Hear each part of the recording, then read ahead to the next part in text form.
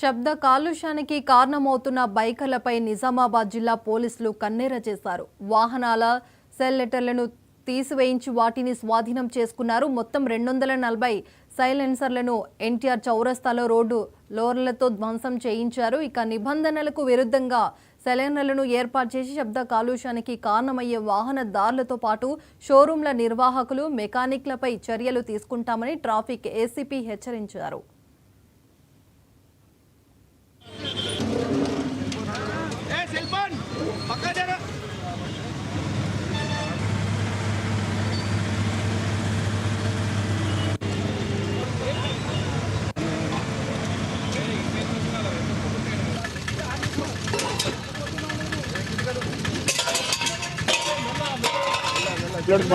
Bullet కానీ లేకపోతే 2 wheelers కానీ సైలెన్స్తో పాటు ఎక్స్ట్రా ప్రొజెక్షన్ ఫిట్ చేసుకొని వాళ్ళు నగరంలో ముఖ్యంగా యువకులు ఒక ప్యాషన్గా పెద్ద శబ్దంతో వాహనం నడపడం వల్ల ప్రజలకు ఇది ఇబ్బందికరంగా మారింది. శబ్ద కాలుష్యం కావచ్చు, వాయు కాలుష్యం కావచ్చు.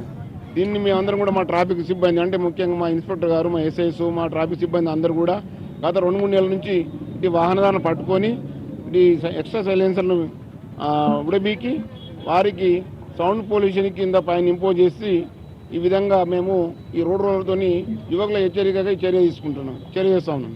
గతంలో కూడా 2023-24 సంవత్సరంలో కూడా ఈ విధంగానే కొన్ని సైలెన్సర్లు ఉడబీకి ఇదే విధంగా చర్య చేయడం జరిగింది.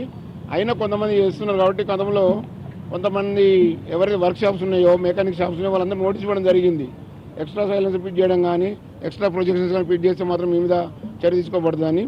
ఇక ముందు కరెక్ట్గా ఎవరైతే ఈ విధంగా ఎక్స్ట్రా ప్రొజెక్షన్స్ ఫిట్ చేస్తున్నారో వారిపైన మెకానిక్ షాప్స్ కావచ్చు, వర్క్ షాప్స్ కావచ్చు, షోరూమ్స్ కావచ్చు, వారిపైన చట్టపరమైన చర్య తీసుకోబడుతుంది. మరి వాహనదారుని కూడా వాహనాన్ని సీజ్ చేసి ట్రాన్స్పోర్ట్ డిపార్ట్మెంట్ రావడం జరుగుతుంది. ఈ విధంగా ఇప్పుడు మా సిబ్బంది అందరినీ కూడా ఈ సందర్భంగా అభినందిస్తూ ఉన్నాను. ఇది దాదాపు 240 వరకు ఉన్నవి.